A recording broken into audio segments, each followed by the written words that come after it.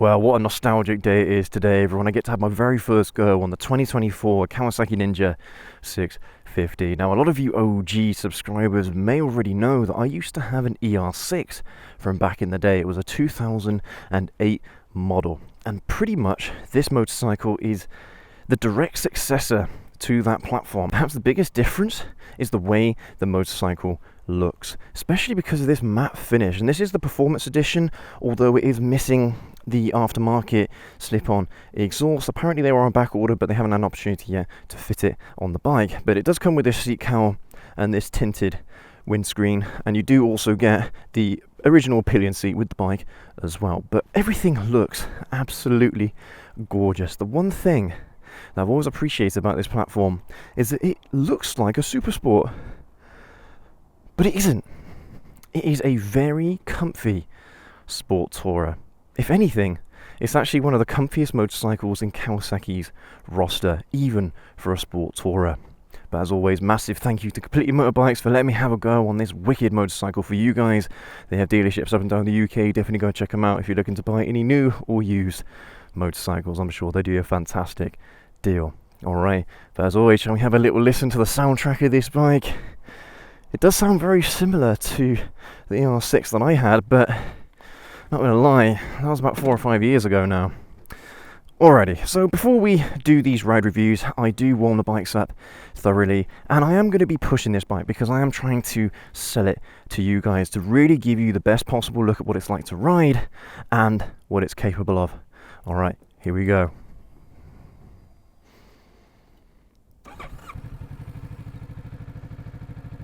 Parallel twin 650, they really do have a distinctive sound, don't they?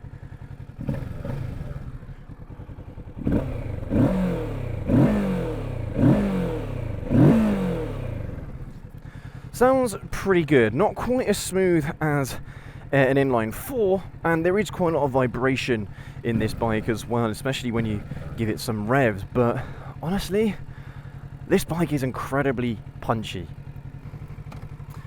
You know what, I really do miss my ER6, and this has given me so many of the same vibes that I had back in the day.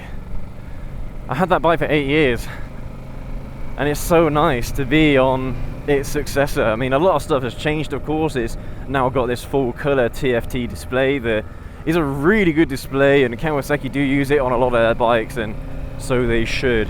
But it doesn't have any rider modes, unfortunately. It is just the traction control that we'll turn off for today if we can. Is it going to let us? Maybe we've got to put it into neutral. There we go. Alright.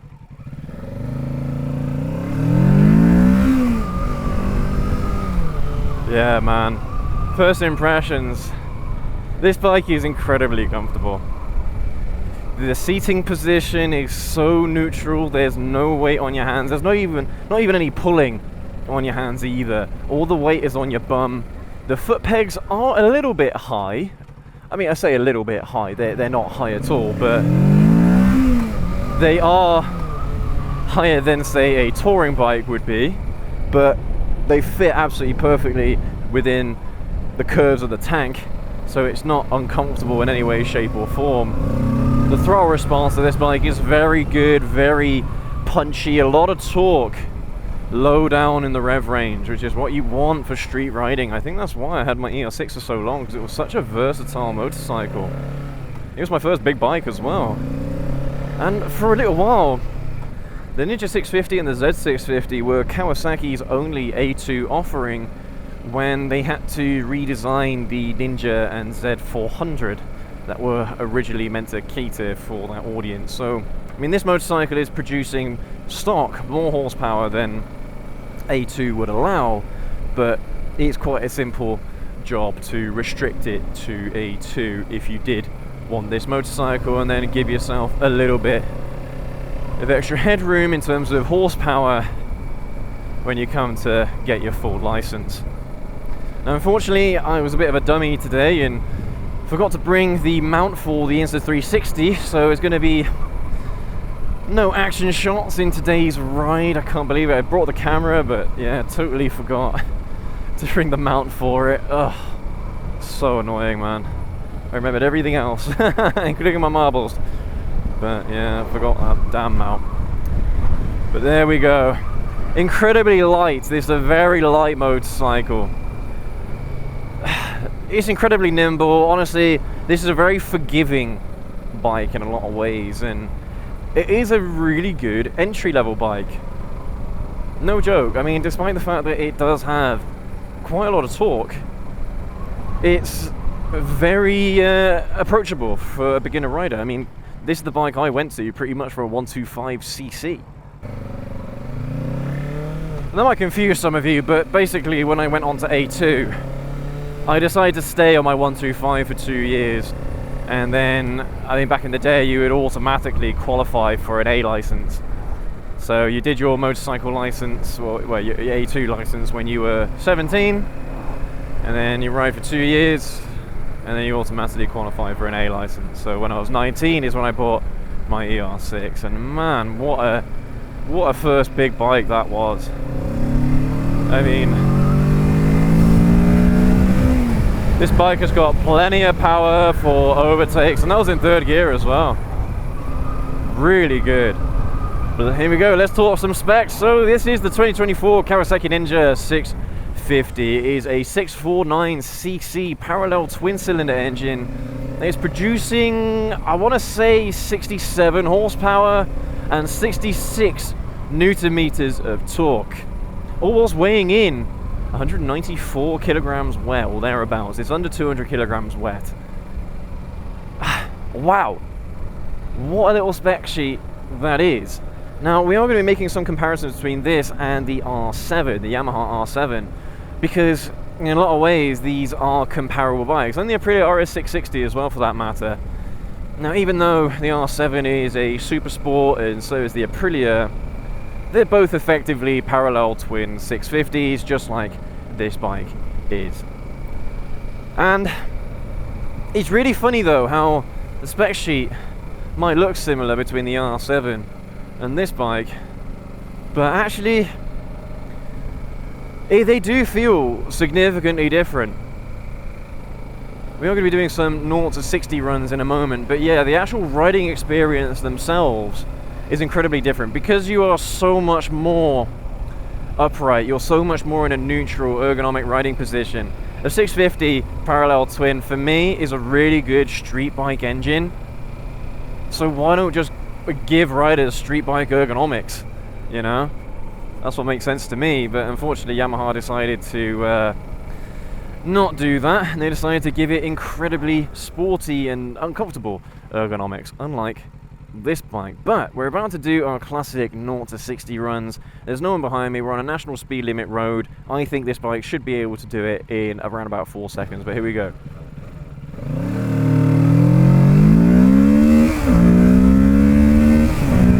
Okay, just at the top end of second gear, you can get up to 60 miles an hour. All right, let's try again. There's no one behind us. Here we go.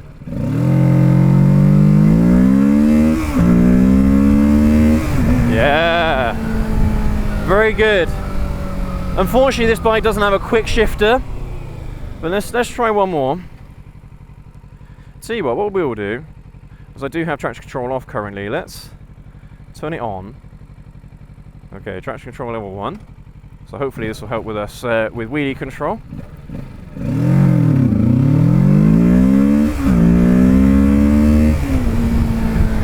Okay, I think it is a little bit slower with the traction control on, but it is a quick bike. It's not slow. And it does have torque. Okay, yes, it does drop off as it approaches 10,000 RPM. By the time you get to 9,000 RPM, there's no more power left in the tank. All right, it has nothing left at that point. But the amount of torque that you get from low down in the range, that is what you want for street riding. That is what makes a motorcycle fun. And this bike has that. It has that low end torque. Whereas the Yamaha R7 didn't really have a lot of low end torque, and it didn't really have a lot of top end horsepower. The Aprilia didn't have a lot of torque early on in the rev range, but had a load of top end horsepower, which for me made that motorcycle incredibly fun to ride. But this bike, okay, I do have a soft spot for it because it was my first big bike, but after having ridden the R7, I genuinely think that this bike has got more to offer a street rider. Okay, it's not going to be as good on track. The R7's ergonomics are absolutely perfect for track day use, but everything else is going the Ninja 650's way, which is incredibly surprising because when you have, I don't know, because this bike isn't a ZX 650, but Yamaha branded the R7 like an R6, but it isn't. It is not an R6. And if we're comparing the Ninja 650 to a ZX6R or an R6, it's a no contest. The ZX6R and R6 are just on another level. Because they are 600cc, yes, but they are inline 4-cylinder engines that are producing about double the top-end horsepower that this bike is. They're on another level entirely. And same with the R7 as well. The R6 and the ZX6R are on a totally different level to the R7. Woo! Really, really good. But I'm going to turn off traction control again. Or wheelie control, should I say. I mean, it has been raining a little bit. But...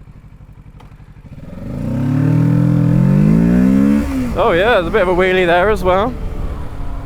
And that's the thing, this bike is so much livelier than the R7. Crazy.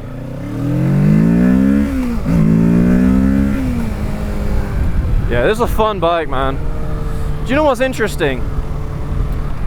It does feel very, very similar, and it does feel like a quick bike. The R6 on the spec sheet had more top-end horsepower. I think it was coming in around about 75 horsepower or so, whereas this is under 70 horsepower. But very similar amounts of torque. But this bike, from memory, it does feel a bit quicker. Probably because the R6 was heavier. I imagine that's probably... I mean, maybe it's geared slightly differently to this bike, but... yeah, it's fascinating how even though they've got the same engine, the same frame, the same platform even, horsies, they can feel so different. Gotta respect the horsies. I want a modern stallion.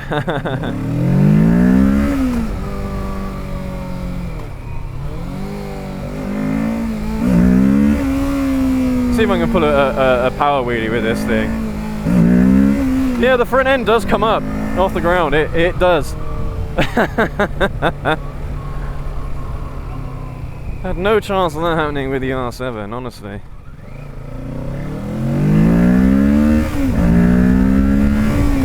Yeah, man, this is a great bike.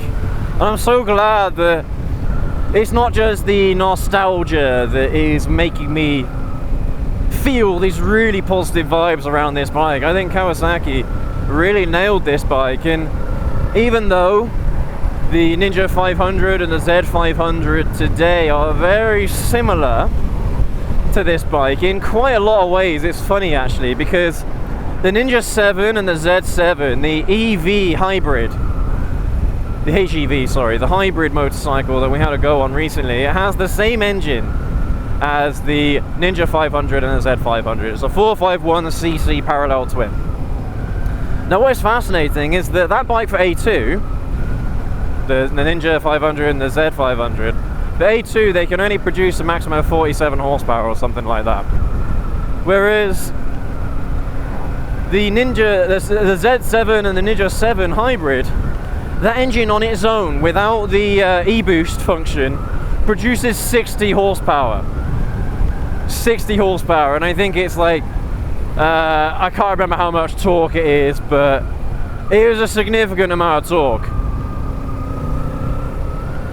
And so it is nipping at the heels of the 650cc platform, but this does have more in it. It does produce more torque, it does have more punch, purely because you're getting that extra displacement. That is why there is no replacement for displacement. Seriously, this motorcycle has so much more punch than the Ninja 400, the Z400, and the 500s, and the Ninja and Z7 hybrids. Even with the e-boost function, this bike has got more torque sustained throughout the range. Very, very good. One feature I would have liked to have seen is cruise control on this bike, because it is an electric throttle, yeah. So they certainly could have had cruise control and added it as a feature on this motorcycle, just for that touring aspect. You know what I mean? Because this bike is a mile muncher, seriously. I could ride this bike for hours on end. And it looks like as well they might have planned to add a little power outlet here as well. Not that there's a lot of room to add your phone, mount your phone, but again, something like that I think might have been quite handy. Because you can get phones that mount to the steering column. So it, you know, it would have been a functional power outlet, but you know, that's reserved at the moment for the top level touring bikes. But what a wicked little bike this is. I say little, I mean, yeah, this is little compared to the bikes that I own, and the bikes that I have had before, but it isn't really a little bike. One thing that I did find quite interesting is that the bike itself feels really narrow. The fairing doesn't stick out very much at all. It does seem quite thin, but not that that's an issue. To be honest with you, that's perfectly fine. Just something that I noticed that is a little bit different to my ER6. My ER6 felt like it was a little bit wider. So yeah, just an interesting little tidbit, I suppose. I really do like this bike, and the fact that they're going for 7 grand, under 7 grand, brand spanking new, that's a fantastic deal. And if there's one thing that I know about these bikes, they do hold their value quite well. I mean, especially when they're a few years old anyway. So my ER6, I bought that for £2,500, and that was in 2010. So when I bought that bike, I think it might be 2009, I can't remember. That was a 2008 model. It had done 2,500 miles, something like that. Not a lot of mileage whatsoever.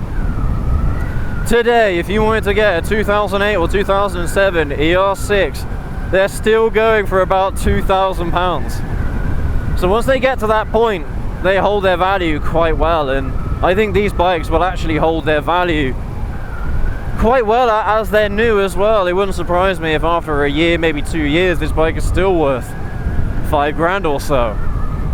But yeah, really, really compelling motorcycle, especially as a first big bike, because you haven't got to worry about ergonomics, you haven't got to worry about the comfort. And speaking of the comfort, the seat is incredibly squishy, but you are getting lots of performance, and that is what I like.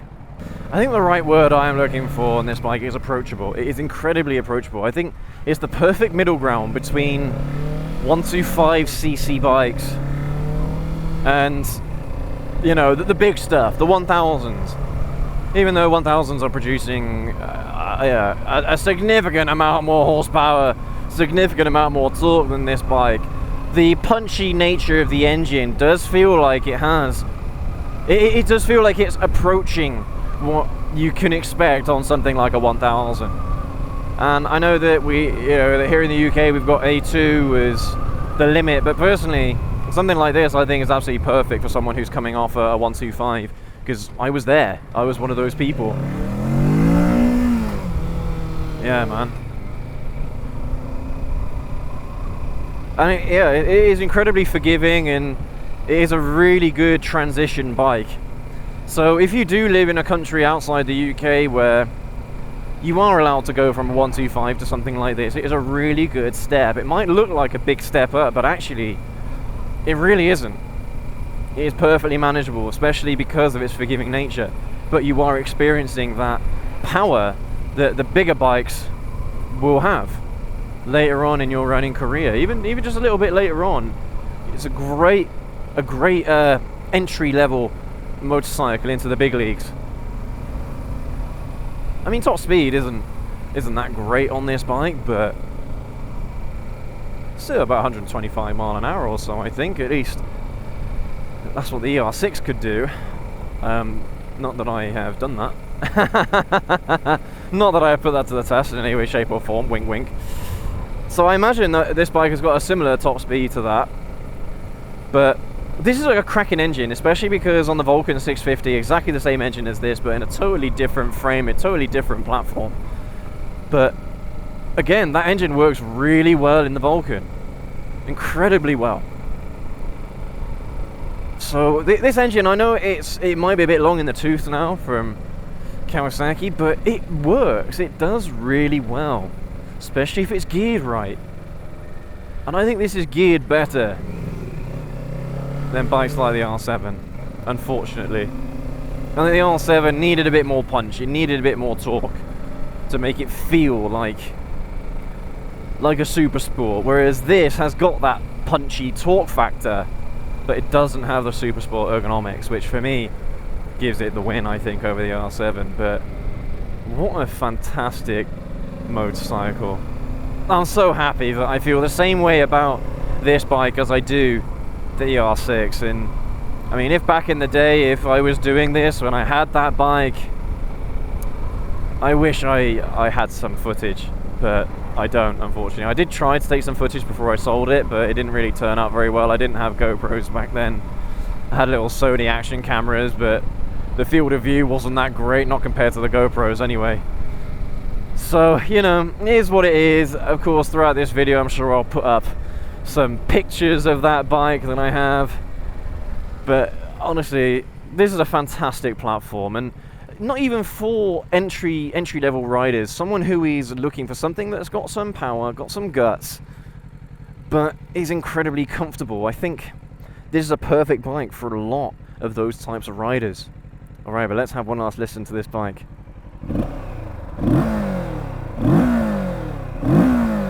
I love the way as well this exhaust is tucked underneath the engine. It's so smart.